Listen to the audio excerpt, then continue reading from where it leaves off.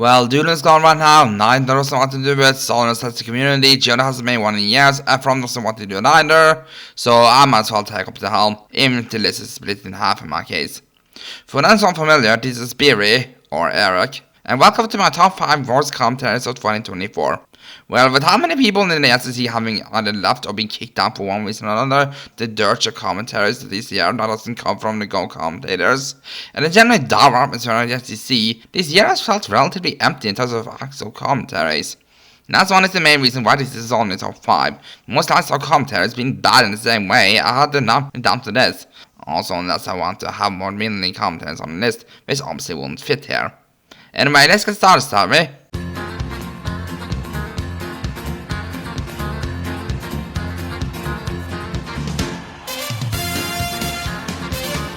Susie making a post here and there is not the same as her fully coming back. By far the most recent one on this list, and by far the biggest problem here is because this is a generous argument that Doodle didn't directly promise to leave a platform just by posting on Twitter. But even if the posting question is related to offline therapy, she didn't know what made part of her platform to complain about something. She should have told her real life friends or something instead, since she wouldn't be a hypocrite then. Doesn't help that, well, even if it was just a promise to herself, she can't just drop it when it's most convenient for her to do so, even if that promises mean something. And it's when it's for something like her mental health. Susie, or anyone else for that matter, are not obligated to keep promises that they made to themselves. And in the boring production with a fair limited picture use, but in the amount and the length of time that each used. And this commentary is a pretty bad technical return for comment kun. Hope you can recover from this kun. Given I'm using the fire background, if I say I've had this video on the back burner for a while, would that mean I'm making a pun? Good old Ephraim is one to innocent being in April last year, and the main problem with this is that really Ephraim is just explaining why he said something without actually explaining why he said something was right. No facts, evidence, logic, nothing. Yes, we can both agree that there are people who get mad at anything, including example of made-up gay representation that they themselves made to get mad at. But that doesn't defeat hiding in private's argument, because the entire point was that people weren't even looking too deep to find an issue. No, it was that the intense backlash to it proved its revolutionary nature. At least that was the point hiding in private was making in the clip I was responding to. How deep the critics had to look wasn't really even mentioned. All that was brought up is that these criticisms exist, as if that in of itself disproved what Lily said. It has this very big ego that people like Boone House the criticisms for in incidentally my favorite commentator in 2024. It makes Ephraim distinctly less likable as both a commentator and as a person. I hope to fuck that I'll get out of it soon this year. So the next entry is one of my own.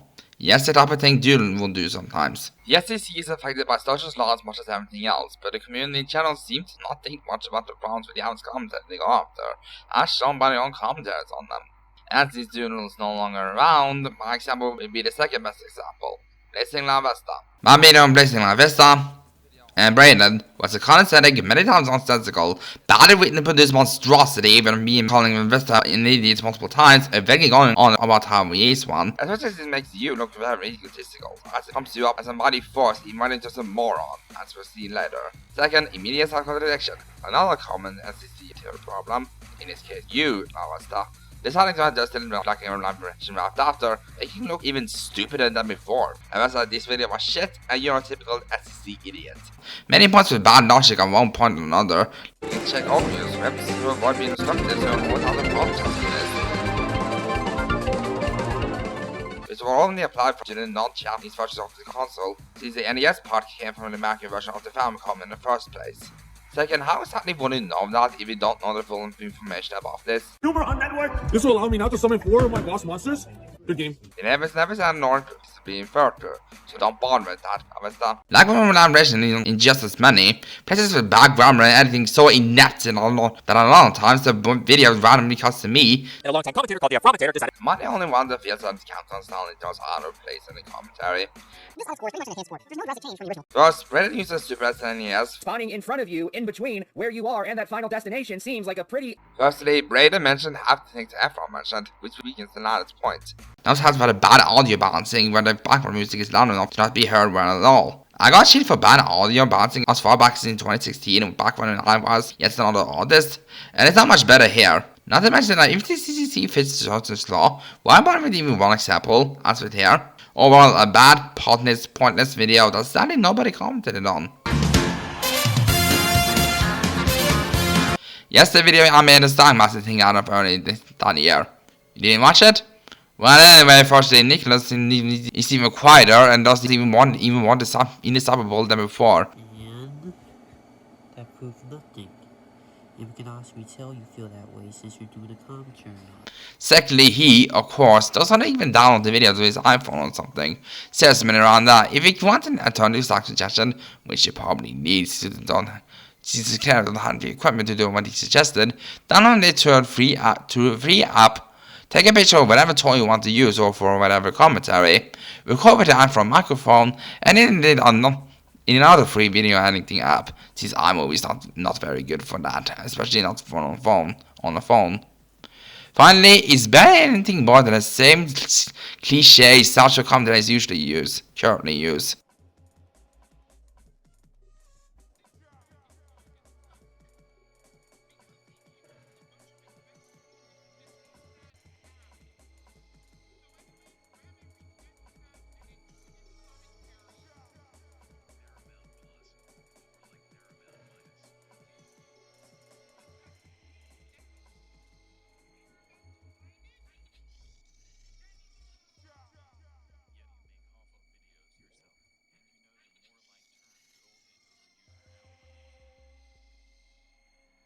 And the first thing you brought up really had nothing to do with anything.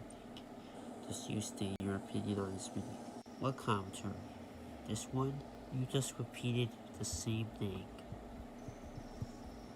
There was literally nothing new. Wait, what? Where did that come from? Nobody said anything about Sonic. Unless you're referring to this. I seriously hope you improve at least eventually. I can honestly say that exact thing about your ego, Screwball.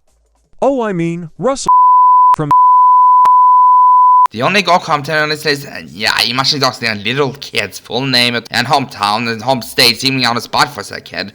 Not to mention, Patter's several repetitions of things like said doxing, and lack of elimination on much of anything. 2. He adds too many clips and copyrighted stuff in his videos like his commentary series. You were born with a broken condom. You are coping and seething. Well, I do agree on the people should give other people credit part, but he didn't steal art. Also, why are you acting like it's a crime? Why are you acting like it's illegal to deny the truth? You're just salty because you can't cook for shit. The production deck of things consists of only using emoji faces and no background. Oh yeah, and a lot of Disney channels got commentary cliches, like a phrase being cliched years before 2021, being called as a cliche by then. Get real. So that's my list. If I have any problems with this list, either comment, tell me on Discord, or, make a video on it. I think I've had a better year as inevitable, with so many of the band members have gone now and such. Until next time, if ever.